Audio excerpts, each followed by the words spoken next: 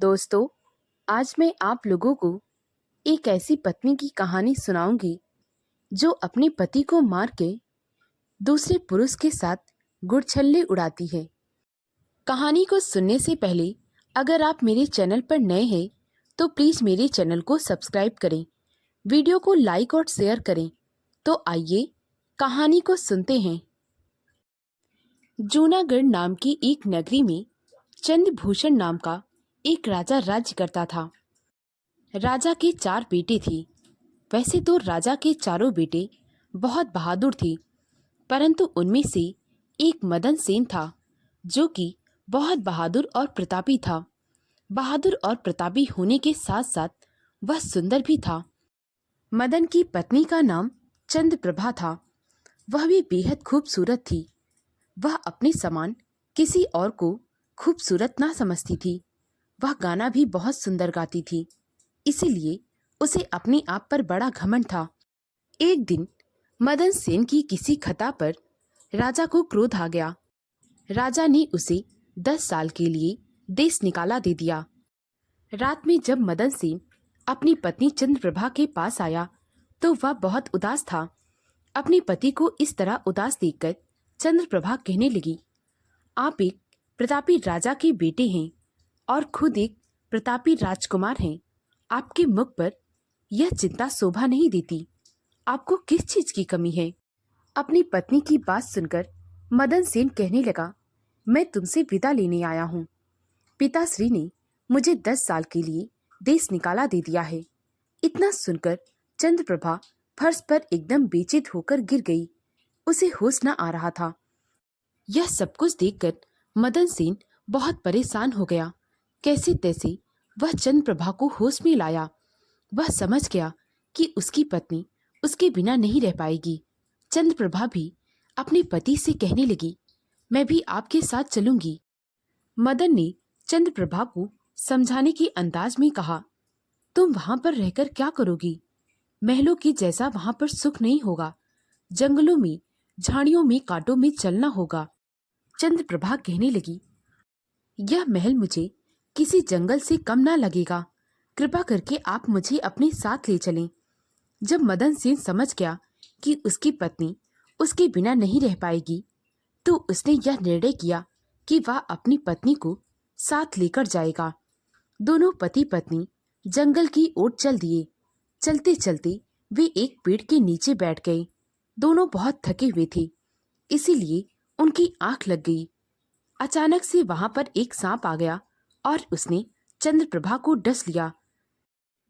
सांप के काटने की वजह से चंद्रप्रभा तड़पने लगी। अपनी पत्नी के कराहने की आवाज सुनकर मदन सेन उठकर बैठ गया। जब उसने देखा कि उसकी पत्नी बहुत ही ज्यादा तड़प रही है, जब उसने देखा कि उसकी पत्नी का शरीर नीला पड़ गया है, तो वह समझ गया कि इसे किसी सर्प ने डसा है। देखते ही देखते चंद्रप्रभा मर गई। अपनी पत्नी को मरा देखकर मदन सेन जोर जोर से रोने लगा। उसने मन में ठान ली कि अब वह चंद्रप्रभा के बिना नहीं जिएगा। इसलिए वह जंगल में लकड़ियां इकट्ठा करने लगा और उसके बाद चिता को सजाने लगा। चिता को सजाते सजाते वह मन में सोच रहा था कि मैं भी इसी चिता में जलकर अपनी जान दे दूंगा। उसी समय शिव जी और पार्वती जी जंगल में भ्रमण कर रहे थे। जब पार्वती ने किसी के रोने की आवाज सुनी तो वह भगवान शिव से कहने लगी, हे प्राणनाथ, किसी के रोने की आवाज आ रही है। इस पर शिव जी कहने लगे, यह धरती लोक है। यहाँ पर मनुष्यों को किसी न किसी बात का कष्ट होता ही रहता है। हम कितनों को रोते हुए देखते हैं, परंतु सबको अपने कर्मों के हिसाब से ही फल मिलता है। आप मेरे साथ आगे चलें। माँ पार्वती मानने को तैयार नहीं थी। वह शिव जी से जिद करने लगी। माँ पार्वती की जिद के आगे हार कर शिव जी मदन सेन के पास आए और कहने लगी, अरे भाई, तुम क्यों रो रही हो? मदन सेन ने कहा, मेरी पत्नी को सांप ने काट लिया, वह मर गई। अब मैं उसके बिना जीकर क्या करूंगा? इसीलिए उसकी चिता सजा रहा हूँ। इसी चिता में जलकर मैं भी भस्म हो जाऊंगा। तुम अपनी पत्नी के लिए अपनी जान देने जा रहे हो। उसका जीवन बस इतना ही था। जीवन मरण तो पहले से ही निर्धारित होता है, इसे बदला नहीं जा सकता। मदन सेन कहने लगा, कुछ भी हो, परंतु मैं अपनी पत्नी के बिना जीकर क्या करूंगा, इसीलिए मैं अपने आप को जला दूंगा। जब शिव जी ने देखा कि वह मानने के लिए तैयार ही नहीं है, तो शिव जी मदन सेन से कहने लगे, तुम अपनी पत्नी को जीवित कर सकते हो। तुम्हारी पत्नी की आयु तो पूरी हो गई थी, परंतु अभी तुम्हारी आयु 40 वर्ष शेष बची है। अगर तुम 20 वर्ष अपनी पत्नी को दे दो तो तुम दोनों एक साथ जियोगे। मदन सेन कहने लगा, मैं अपनी आयु अपनी पत्नी को देने के लिए तैयार हूँ, परंतु मैं कैसे दे सकता हूँ। इस पर शिव जी ने कहा, तुम अपने हाथ में जल लो और यह प्रण करो कि तुम अपनी आधी उम्र अपनी पत्नी को दे रहे हो। उसके बाद शिव जी ने कहा कि तुम जब चाहो इसी प्रकार अपना जीवन उससे वापस ले सकते हो। समय आने पर तुम इसका उपयोग बड़ी ही आसानी से कर सकते हो। मदन सेन ने जल को हाथ में लिया और प्रतिज्ञा करने लगा। प्रतिज्ञा करने के बाद उसने वह जल अपनी पत्नी के ऊपर छिड़क दिया। देखते ही देखते वह जीवित हो गई। शिव जी और पार्वती वहां से गायब हो गए। इस पर चंद्रप्रभा ने कहा, मैं इतनी देर से सो रही थी, आपने मुझे जगाया क्यों नहीं। मदन सेन ने अपनी पत्नी को कुछ भी ना बताया। वह कहने लगी, हे प्रिय, आप इतनी गहरी नींद में सो रही थी, मेरा मन नहीं किया कि आपकी नींद खराब करूं, इसीलिए नहीं जगाया। अब आप उठ गई हैं तो हम अपने रास्ते पर आगे बढ़ते हैं। दोनों पति पत्नी रास्ते पर चलने लगते हैं। थोड़ी दूर चलने के बाद उन्हें एक मुनि का आश्रम दिखाई देता है। आश्रम में पहुंचते ही दोनों ने देखा, वहां पर जो साधु था वह कोई बूढ़ा आदमी नहीं, बल्कि वह नौजवान और हट्टा कट्टा था। उसे देखकर चंद्रप्रभा का मन डोल गया। चंद्रप्रभा भी इतनी खूबसूरत थी कि वह साधु उसे देखता ही रहा। उसके बाद मदन सेन ने साधु से कहा, क्या हमें यहाँ पर पीने के लिए पानी मिल सकता है? हम दोनों अजनबी हैं, हमें बड़ी प्यास लगी है। उस साधु ने मुस्कुराते हुए कहा, हाँ हाँ जरूर, आपको पानी ही क्या, यहाँ पर भोजन भी मिल जाएगा। आप लोग आराम करिए और फिर मैं आपके खाने का प्रबंध करवाता हूँ। मदन सेन और चंद्रप्रभा दोनों ने साधु की कुटिया पर पेट भर के खाना खाया और वहां पर विश्राम किया। अब चंद्रप्रभा का मन तो उस साधु पर लग गया था। वह वहां से जाना नहीं चाहती थी, इसीलिए वह मदन सेन से कहने लगी, मुझे बहुत थकान लग रही है, ऐसा करते हैं 1-2 दिन यहीं पर बिता लेते हैं। साधु भी कहने लगा, हाँ हाँ, आप लोग जब तक चाहें यहाँ पर आराम से रह सकते हैं। मदन सेन और उसकी पत्नी वहां पर रहने लगे। देखते ही देखते साधु और चंद्रप्रभा में आंखें चार होने लगी। दोनों के बीच प्यार उमड़ गया। अब तो चंद्रप्रभा अपने पति को रास्ते से हटाना चाहती थी ताकि वह उस साधु के साथ गुट छल्ले उड़ा सके। इसीलिए वह एक दिन साधु से कहने लगी, मैं अपने पति का क्या करूं? जब तक यह जीवित है हम दोनों एक नहीं हो सकते। साधु कहने लगा, इसमें कोई बड़ी बात नहीं है। हमारी कुटिया के पीछे जो कुआं है उसी में एक दिन तुम अपने पति को ढकेल दो जब वह पानी भरने जाए। चंद्रप्रभा ने बिल्कुल वैसे ही किया। वह अपने पति मदन सेन से कहने लगी, मुझे प्यास लगी है, आप मेरे लिए कुएं से ठंडा पानी ले आइए। मदन सेन अपनी पत्नी से इतना प्यार करता था कि वह उसके लिए पानी लेने कुएं में चला गया। चंद्रप्रभा भी उसके पीछे गई और समय देखते ही उसने उसे उस कुएं में ढकेल दिया और प्रसन्न होकर उस साधु के पास आ गई। साधु और चंद्रप्रभा वह कुटिया छोड़कर दूसरे शहर चले गए और वहां पर अपना जीवन नए तरीके से बिताने लगे। चंद्रप्रभा बहुत सुरीला गाती थी। साधु ने उसे नृत्य भी करना सिखा दिया था। अब वह राजा के दरबार में नृत्य करती और गाना गाती, जिससे उसे बहुत सारा धन मिलता। देखते ही देखते उनके पास बहुत धन हो गया। दोनों बड़े ही शान से अपना जीवन बिता रहे थे।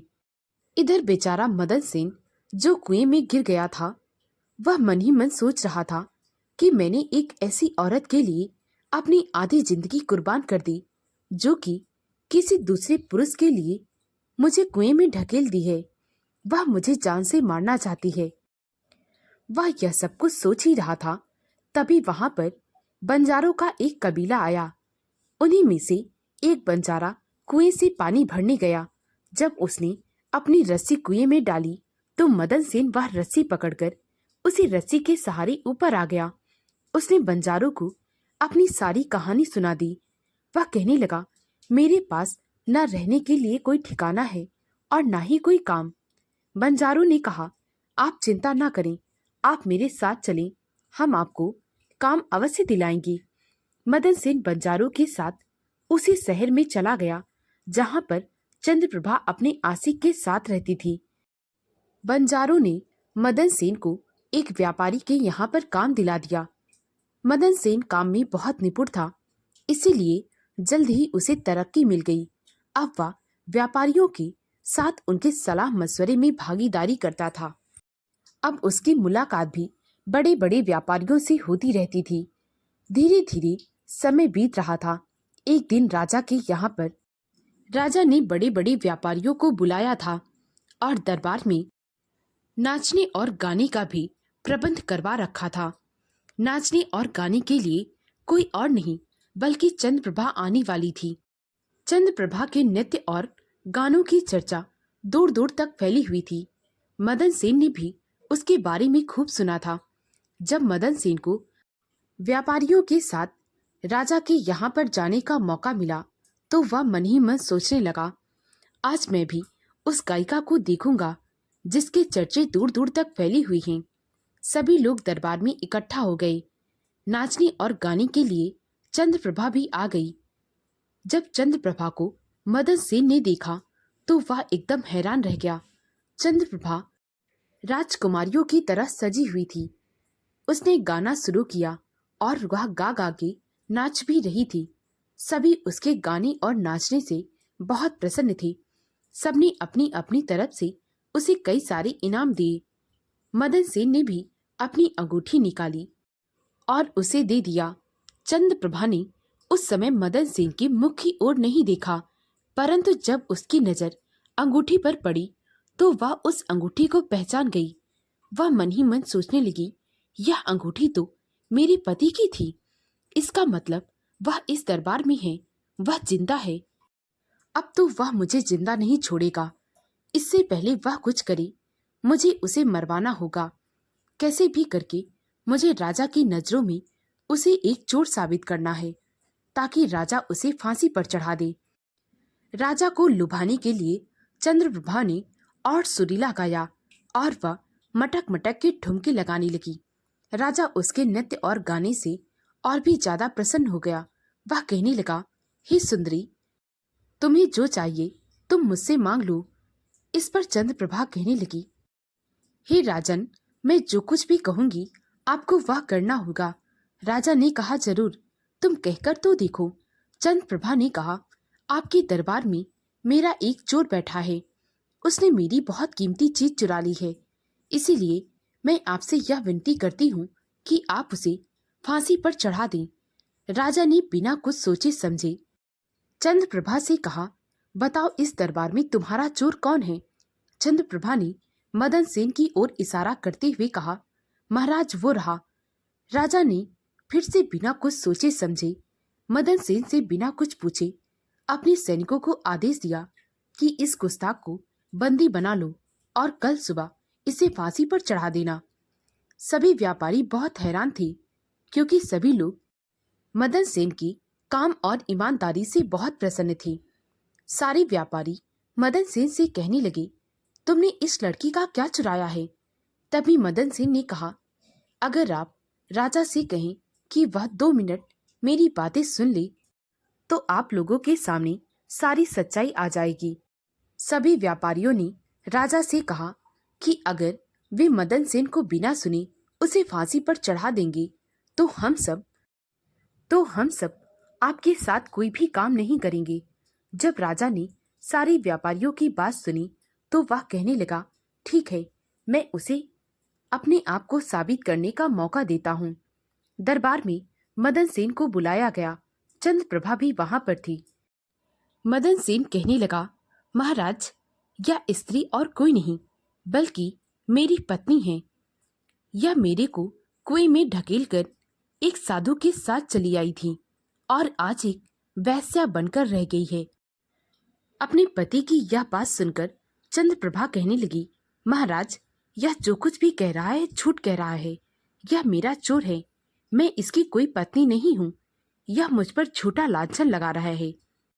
मदन सेन ने चंद्रप्रभा को घृणा भरी नजरों से देखते हुए कहा, महाराज, अगर यह मेरी पत्नी नहीं है तो यह मुझे वह चीज लौटा दे जो मैंने इसे रास्ते में दी थी। चंद्रप्रभा कहने लगी, मुझे स्वीकार है। मदन सेन ने कहा, अच्छा, तो तुम अपने हाथ में पानी लो और यह कहो कि जो चीज तुमने मुझे रास्ते में दी थी आज मैं उसे लौटा रही हूँ। चंद्रप्रभा ने बिल्कुल वैसा ही कहा जैसा कि मदन सेन ने उससे कहने को कहा। जैसे ही चंद्रप्रभा ने वह सब कुछ कहा, वह जमीन पर बेचित होकर गिर गई और तुरंत ही मर गई। यह देख सभी लोग एकदम हक्का बक्का हो गए। तभी मदन सेन ने राजा और दरबार में बैठे सभी लोगों को सारी सच्चाई बता दी कि कैसे वह अपनी पत्नी को अपनी आधी उम्र देता है और फिर कैसे यह उसे धोखा देती है। इस पर राजा कहने लगता है, तिरिया चरित्र न जाने कोई, खसम मार के सती हुई। स्त्री के चरित्र को समझना एक टेढ़ी खीर है, उसे तो समझा ही नहीं जा सकता। राजा मदन सेन से बहुत प्रसन्न हुआ। उसने अपनी बेटी का विवाह मदन सेन के साथ करा दिया और फिर उसके बाद अपने राज्य का राजा बना दिया।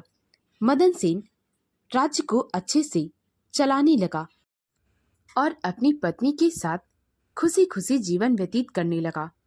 दोस्तों, अगर आपको मेरी कहानी अच्छी लगी हो तो प्लीज़ मेरे वीडियो को लाइक और शेयर करें। मुझे ज़्यादा से ज़्यादा सपोर्ट करें ताकि मैं आप लोगों के लिए और भी अच्छी अच्छी कहानियाँ ला सकूं। कहानी को पूरा सुनने के लिए बहुत बहुत धन्यवाद।